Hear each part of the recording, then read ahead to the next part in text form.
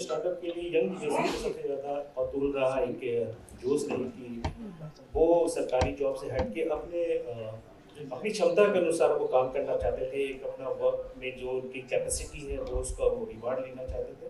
साथ में work life balance भी लाना चाहते थे। वुमेन पार्टिसिपेशन करना चाहते थे, साथ में वो अपने हिसाब से काम करना चाहते थे। उन्होंने इसको किया। इसमें मोदी सरकार ने भी कुछ स्कीम्स लाई, पॉलिसी लाई, जैसे startup India, skill up India, make in India.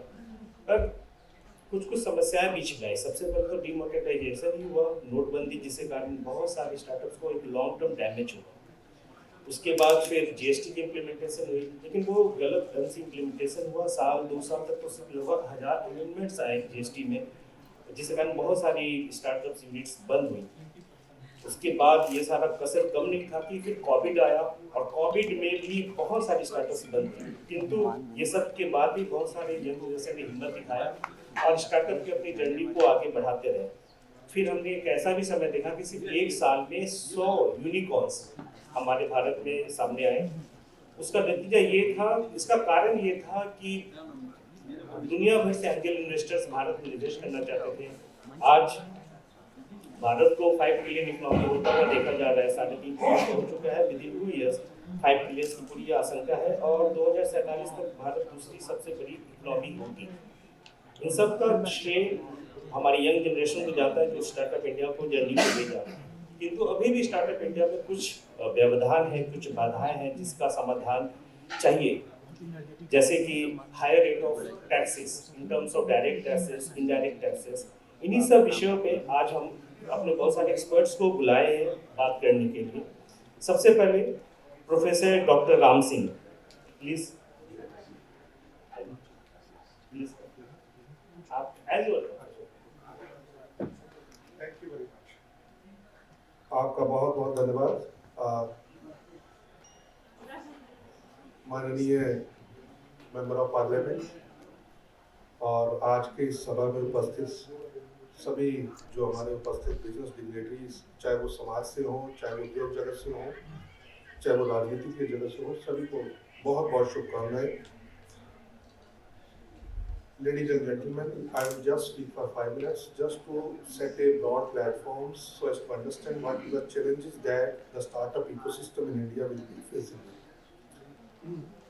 There is a broad set of challenges which as a businessman we have to face, and majority of them are discussed from morning. But one presentation which impressed me a lot was a presentation from a businessman himself who started his own enterprise, was from Albedo. Dwivedi ji, उनका नाम था प्रभास या प्रयास द्विवेदी जी। बहुत उनकी impressive presentation, and he highlighted the right things which a businessman require in order to nurture his business or to inculcate a value system to drive his business forward. Ladies and gentlemen, there are a variety of challenges which all of us face when we pursue business. Majority of them are discussed here. बहुत सारा बताया गया, जैसे कि पैसे की समस्या, funding. I consider it to be important challenge. और अगर हमारे देश में देखा जाए तो स्टार्टअप इकोसिस्टम में जो शुरुआत की पहली लहर आई थी, वो बेसिकली उसमें 2 फैक्टर थे। एक तो पैसा बाहर से एंजल इन्वेस्टिंग हो रही थी, पैसा फेंका जा रहा था। India is growing economy, consumption driven economy. लोग अपना नया व्यवसाय करना चाह रहे थे, कुछ इनोवेशन था और कुछ पैसा था, दोनों चीजों का मिक्सचर। और उसने काफी सस्टेन किया, अपने आप को मेंटेन किया, but that can not sustain A momentum for long period of time, क्योंकि पैसा बाहर था, विदेशों से पैसा था। सॉफ्ट बैंक आपने नाम सुना होगा, पेटीएम, फोन पे, भारत पे, बहुत सारी फिनटेक कंपनी का आपने नाम सुना होगा। और फंडिंग आज भी एक चैलेंज है, मैं मानता हूं, but I do not consider to be funding to be a major challenge, and it is well highlighted by our eminent speakers जो बिजनेस जगत से आए थे, जिसमें साहू जी ने बहुत अच्छे शब्दों में अपनी बात को रखा। इसके अलावा चार्टर्ड अकाउंटेंट सर थे, मैं नाम भूल गया, और विशेष रूप से द्विवेदी सर। इसके अलावा रेगुलेटरी हर्डल्स है, but largely those are now being managed. सरकार ने पिछले कुछ सालों में, मैं कहूँगा, गवर्नेंस पे बहुत ध्यान दिया है। हालांकि मैं ये नहीं कह सकता वो 100% अचीव हो गई है, but majority of those hurdles have been achieved, if not directly, not procedurally, by digital governance. बहुत सारे इलेक्ट्रॉनिक प्लेटफॉर्म लाए गए, जिससे रेंट सीकिंग एटीट्यूड और रेंट टेप दोनों ही कम हुए। आज भी टैलेंट एक्विजिशन प्रॉब्लम है, तो ब्रॉड प्लेटफॉर्म सेट कर दो पहले, और मार्केट कंपटीशन, इसके साथ साथ इंफ्रास्ट्रक्चर एंड लॉजिस्टिक्स, वो हमारे देश की समस्या है ही है। स्केलेबिलिटी और sustainability of startup has been a major challenge. Startup आए, स्केल अप नहीं हो पाए, जल्दी में बहुत तेजी से स्टीम पकड़ी, फिर फेल हो गए, और ऐसे बहुत सारे एग्जाम्पल्स हमने मार्केट में देखे। Cultural and social factors. बस अब मैं अपनी खास बात पे आना चाहूंगा। If we have to drive startup ecosystem in India, फिर मैं वही द्विवेदी जी की बात पे जाऊंगा। अगर आपके अंदर ड्राइव नहीं है, अंदर से भावना नहीं है, अंतरात्मा विल पावर नहीं है, somebody put it in the right word, growth, उन्होंने कहा गिव देने की भावना, रिस्पेक्ट, बड़े अच्छे शब्द थे, वो सारे शब्द मैं दोबारा पढ़ना चाहूंगा। बहुत ही संजीदगी के साथ उन्होंने अपनी बात को रखा, और मैं सिर्फ दो शब्दों में, दोहों में अपनी बात खत्म करूं। सोना सज्जन साधुजन, टूट जुड़े सौभाग, दुर्जन कुंभ कुमार के एक धगा दरा। स्टार्टअप में वही सक्सेसफुल हो सकते हैं जिनका स्वभाव सोने जैसा हो, टूटे फिर जुड़ जाए, टूटे फिर जुड़ जाए। सज्जन व्यक्ति, आप कितना भी उसको दुकारें, समाज से जुड़ा रहेगा।